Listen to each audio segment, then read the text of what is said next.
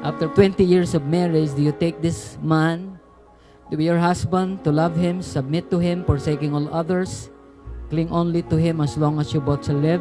I do.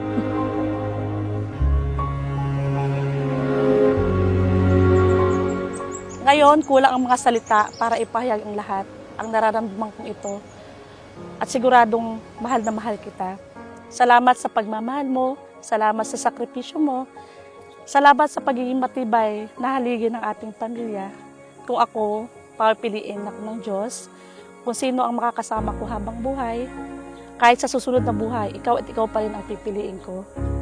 Kasama natin sa journey na ito ang mga pamilya at kaibigan na naging bahagi ng ating kwento. Higit sa lahat, ang tatlo nating mga anak, mga tunay na biyaya at siyang nagsisilbi nating trophy na unti-unti gumagawa na rin ng kanya-kanyang kwento ng sarili nilang buhay. Bukang bibig nyo ngayon sa inyong puso at inyong isipan. Lord, thank you for this wonderful family that I have. For this marriage. Thank you for this.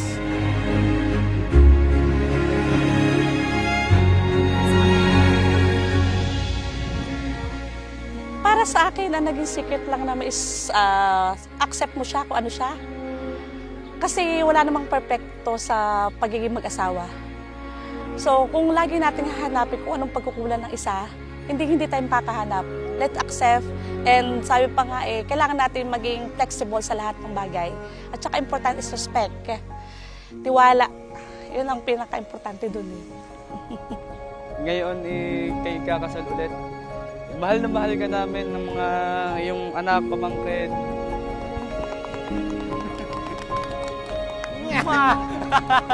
Kasi minsan sabi pa nga yung love, napapag-aralan Pero yung respect, yun lang matitira yun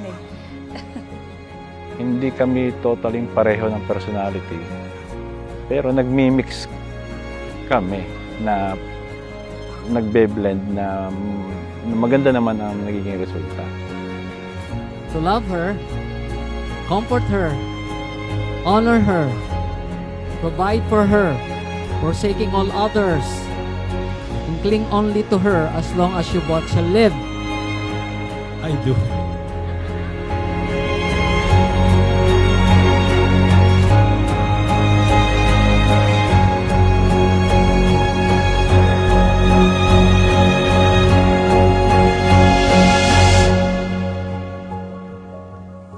"20 years na pala agad, pero parang kailan lang nung simulan natin ang ating kwento. At sa loob ng 2 dekada na iyon, napatunayan nating hindi lang tayo mag-asawa, kundi magkaibigan, magkasangga, travel buddies, business partner, at magkakampi sa lahat ng laban ng buhay." Omega. Sa congratulations. Kasi, ayun. Ikaw iyak! Iyak ako Lagi mo namang sinasabi sa akin na achieve ko lang yung dreams ko, kaya gusto kong ma-achieve mo rin yung dreams mo sa buhay, ganun.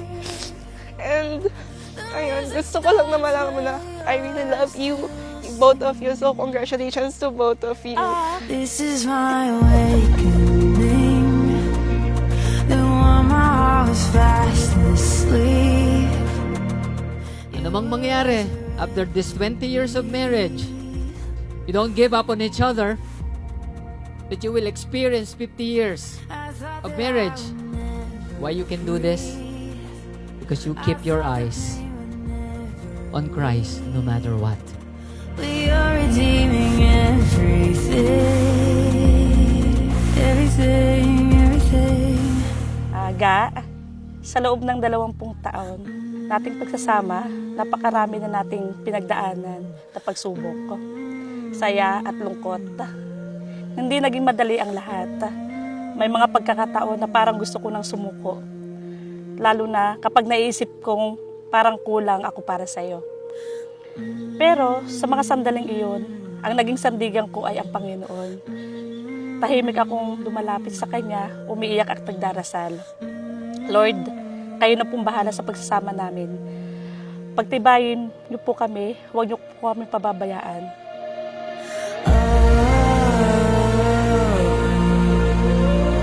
Oh, ngayon, inuulit ko ang aking pangakong mamahalin at sasamahan ka sa bawat hakbang. Walang iwanan sa hirap man o ginhawa. Ikaw at ikaw pa rin habang buhay. Ikaw ang aking tahanan. Ikaw ang pahinga ko. Ikaw ang sagot sa lahat ng aking panalangin. Di lang tayo pinagtagpo at tinaghana. Ikaw ang binigay ng Diyos para sa akin at ikaw ang mamahalin ko habang buhay.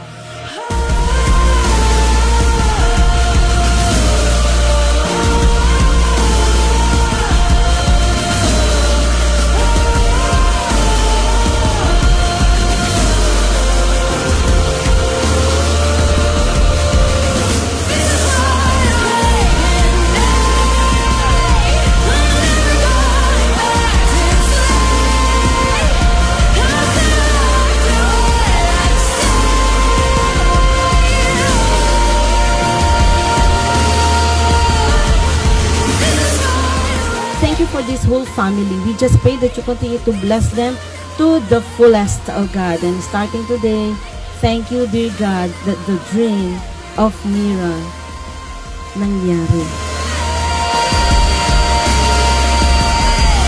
This is my awakening. I'm never going Dumaan tayo sa back hirap, to financial, sleep. emotional, at sa maraming How could pagsubok. I have to Nakala nating what hindi natin I've kakayanin. seen? Pero hindi tayo sumuko. Pinili nating lumaban, pinili nating manatili, This is pinili my nating mahalin ang isa't isa kahit mahirap. There's color now in everything. Color now